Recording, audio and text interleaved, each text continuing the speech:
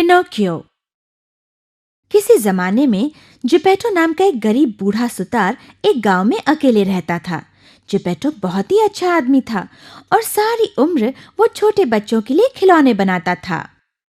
काश मुझे मेरा खुद का बच्चा होता। एक दिन उसने एक नर्म लकड़ी से एक सुंदर गुड्डा बनाया। जिपेटो के अच्छे स्वभाव के लिए नीले पंखों वाली परी उसे कुछ इनाम देना चाहती थी। उसने अपनी जादू की छड़ी घुमाई और उस गुड्डे में जान आ गई। अरे वाह, तुम तो मेरा बनाया हुआ सबसे प्यारा गुड्डा हो। मैं तुम्हारा नाम पिनोकियो रखता हूँ। कुछ दिनों बाद जिपेटो को लगा कि पिनोकियो को स्कूल भेजना चाहिए।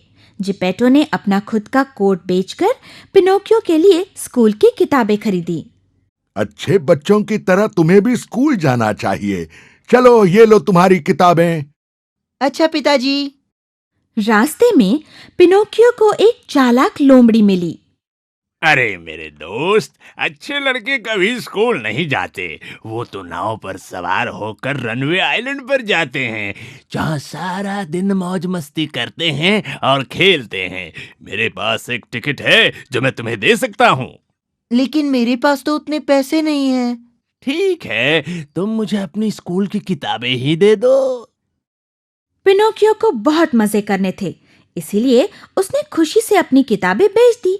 अचानक वहां नीले पंखों वाली परी आ गई। पिनोकियो, तुम स्कूल क्यों नहीं गए? बस मैं तो स्कूल ही जा रहा हूँ। जैसे ही पिनोकियो ने झूठ बोला, उसकी नाक बढ़कर लंबी लंबी होने लगी। पिनोकियो अब रोने लगा। तुमने झूठ बोला पिनोकियो। जब भी तुम झूठ बोलोगे, तुम्हारी नाक लंबी होती जाएगी। मुझे माफ कर दो। मैं वचन देता हूँ, अब मैं अच्छा बच्चा बनूंगा और सीधे स्कूल जाऊंगा। परी ने उसे माफ कर दिया और जादू की छड़ी घुमाकर उसने फिर उसकी नाक ठीक की, लेकिन जाते समय उसे सावधान भी किया। एक बात याद रखना, रनवे आइलैंड बच्चों के लिए अच्छी जगह नहीं है। अगर तुमने फिर वहां जाने की कोशिश की तो तुम गधा बन जाओगे। लेकिन पिनोकियो कहाँ उसकी बात सुनने वाला था। परी या अपने पिता के बारे में सोचे बिना वो रनवे आइलैंड पर गया। उसके लिए वो एक आश्चर्यकारक जगह थी। चारों तरफ खेल ही खेल थे, मिठाइयाँ थी और पिनोकियो को कुछ भी करने से रोकने वाला वहां कोई नहीं था।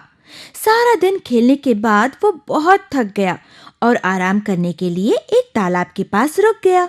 जैसे ही वो पानी पीने के लिए तालाब पर झुका, उसे उसका चेहरा तालाब में दिखाई दिया। अरे ये तो मैं नहीं हूँ। अरे ये क्या, मेरे कान, मेरे नाक को क्या हो गया? और मुझे ये पूंछ कहाँ से आ गई? पिनोकियो के कान और नाक लंबे हो गए थे और गधे जैसी पूंछ भी आ गई थी। बचाओ बचाओ, कोई मुझे बचाओ। फिर से एक बार नीले पंखों वाली परी वहां आ गई।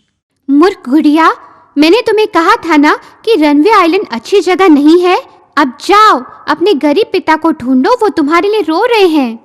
फिर अपनी जादुई छड़ी से परी ने गधे जैसे कान, लंबी नाक और पूंछ गायब कर दी। उसने पिनोकियो को समुंदर किनारे भेजा। उसने वहां देखा कि जिपेटो डूब रहा है। पिताजी, मैं आ गया। बिना कुछ सोचे अपने पिता की जान बचाने के लिए पिनोकियो पानी में कूद गया और उसने अपने पिता को बचा लिया। पिनोकियो, अब तुम्हें पता चला कि सच्चा आदमी बनने का मतलब है दूसरों के लिए प्रेम और उनका ख्याल रखना। अपने पिता के लिए तुमने जो सच्चा प्यार दिखाया है, उसके लिए इनाम। अब पिनोकियो एक गुड्डा नहीं रहा, उसे इंसानों की तरह खून, हड्डियां और त्वचा भी मिल गई। चलो, आखिर मेरी कामना पूरी हो गई। और फिर पिनोकियो अपने पिता के साथ बहुत सुख से जीवन बिताने लगा। Pebbles Hindi.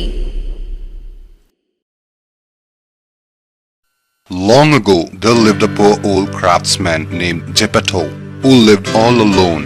Geppetto was a very nice man, and he spent his life making toys for children. How I wish I had a child of my own. So he made a doll from a piece of fresh, soft pine. A blue-winged fairy wanted to reward Geppetto for his good heart. She waved a magic wand and the little puppet came alive. Wow, you are the finest puppet I have ever made. I will call you Pinocchio. After a few days, Geppetto felt that Pinocchio should go to school. So he sold his only coat and bought Pinocchio a school book. To be like a real boy, you must go to school. Now be on your way. Goodbye, father. On his way, Pinocchio met a sly fox. My friend, real boys don't want school. They want to sail across to Runaway Island, where they can have fun and play all day. Maybe I could sell a ticket for you. But I do not have money with me. You can give me your school book. Pinocchio sold his book happily. He was going to be a real boy and have fun. Suddenly, the blue-winged fairy appeared. Pinocchio, why aren't you going to school? I am on my way to school. And with that big lie, Pinocchio's nose began to grow longer and longer. Pinocchio began to cry. You said a lie, Pinocchio. Whenever you tell a lie, your nose will become big. I'm sorry. I promised to be a good boy and go straight to school.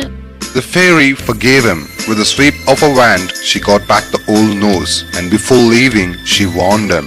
Remember one thing, my boy. Runaway Island is not a safe place for children. If you go there, you would become a donkey. But Pinocchio was not ready to listen to her words. Without thinking about his father or the fairy, he went to the Runaway Island. At first, it was a wonderful place to live in. There were games everywhere, sweets, and no one to stop Pinocchio from what he was doing. After a day of fun, he was too tired and he stopped by a lake to rest. He dipped his hand into the water for a drink. He saw his reflection.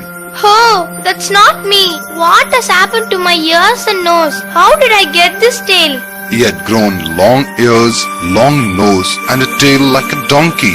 Help! Somebody help me! Once again, the blue-winged fairy appeared. Foolish puppet! Did I not tell you that Runaway Island is not a safe place? Now go find your poor father who weeps for you. With a wave of a wand, the fairy made the donkey ears, long nose, and tail to disappear. She sent him down to the seashore, where Pinocchio saw Geppetto drowning. Father, I'm here! Thinking only of his father, Pinocchio jumped into the water and saved his father. Pinocchio, now do you realize that being a real person means loving and caring for others? Your true love for your father has rewarded you. Yes, Pinocchio was not anymore a puppet made of soft pine, but of flesh, blood, and bone. At last, my wish has come true. Pinocchio lived with his father happily thereafter. Pebbles Hindi